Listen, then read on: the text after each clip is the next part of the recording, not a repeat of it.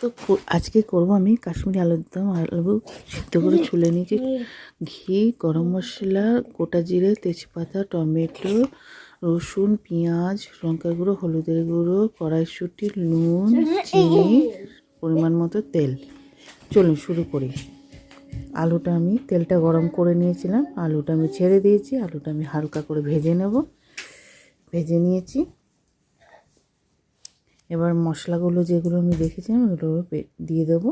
দিয়ে দিচ্ছি পেঁয়াজ বেটে নিয়েছি, রসুন, আদা, জিরে, লঙ্কার গুঁড়ো, টমেটো পেস্ট, আর ফোড়নে দিয়েছিলাম তেজপাতা, গোটা গরম মশলা আর জিরে।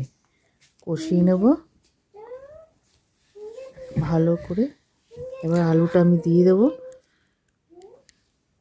দিয়ে ভালো করে আমি নাড়াচাড়া দেব। এটা একটু মাখা মাখা হবে। কষিয়ে নিয়েছি, জল দিয়ে দিয়েছি। এবার ঢেকে দেবো। ঢেকে ঘি, গরম মশলা দিয়ে দেবো। ফুটে গেছে। ঘি, গরম মশলা দিয়ে নামিয়ে দেবো। এবার নামিয়ে দিয়েছি। বন্ধুরা, ভালো লাগলে ভালোবাসা দেবেন, পাশে থাকবেন, সাবস্ক্রাইব করবেন, কমেন্ট করবেন। ধন্যবাদ।